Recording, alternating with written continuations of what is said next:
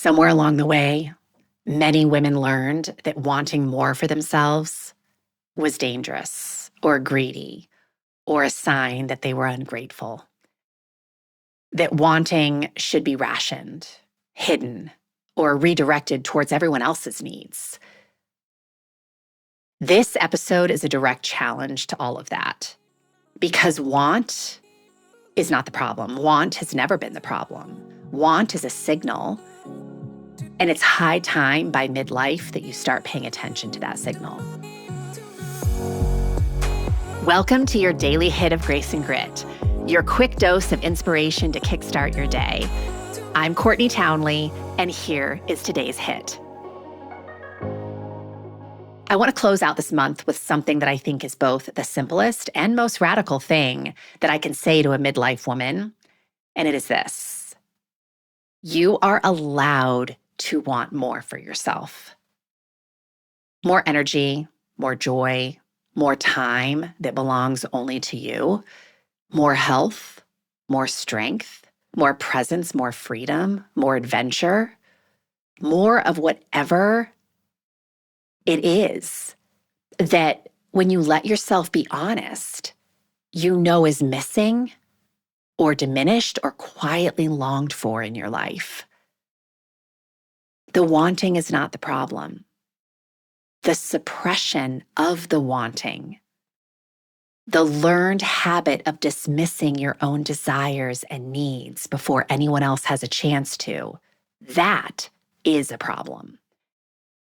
And it's one of the quietest forms of self-abandonment that there is. Think for a second about what happens when you only half water a plant. You give it just enough to survive. A little bit of water here, a little bit of water there, but never enough to actually help it flourish. The plant stays alive. It doesn't die, but it also doesn't grow. It doesn't bloom. It doesn't hold itself in a kind of permanent, it holds itself in a kind of a permanent conservation mode, right? Allocating every resource to just maintaining the status quo, to just surviving. That is what happens when we give ourselves only what we need to get through, but never what we actually need to thrive. And yes, this is kind of piggybacking off what we talked about in the last episode. We survive the season, but we never bloom. I want you to bloom. I hope you want you to bloom. The world needs you to bloom. Wanting more is not greed. Wanting more is the plant reaching towards the light. It's the most natural thing in the world. And it requires not a smaller want, but a fuller watering. And you owe that to yourself. Permission is the missing ingredient far more often than information, right? Most women know what would help them, what would encourage them to thrive and bloom and grow, but they don't feel entitled to actually pursue it. So I want to ask you something directly in this episode, which is, what have you been wanting for yourself that you've either been minimizing, postponing, or editing before it ever fully forms? Is it to let go of something? Is it to start some new creative endeavor? Is it to go somewhere? To start some kind of new relationship? What is it? Let it form. Let it be specific. Let it be a little bigger than what feels comfortable.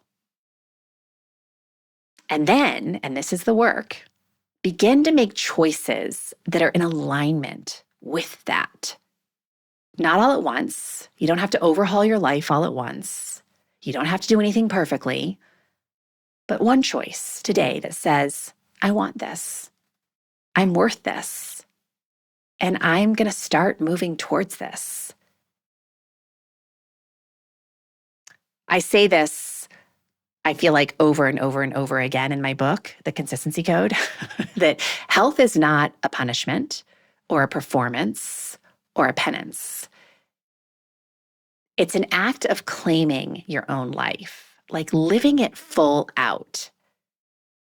Every workout, every nourishing meal, every night of protected sleep, every boundary held, every hard conversation, every moment of stillness carved out of the noise. These are not obligations.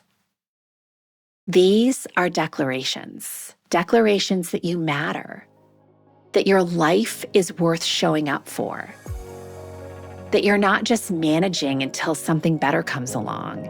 You are here.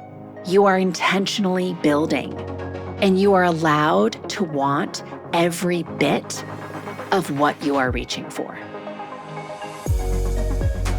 If this stirred something inside of you, imagine what a whole book of clarity and courage could ignite.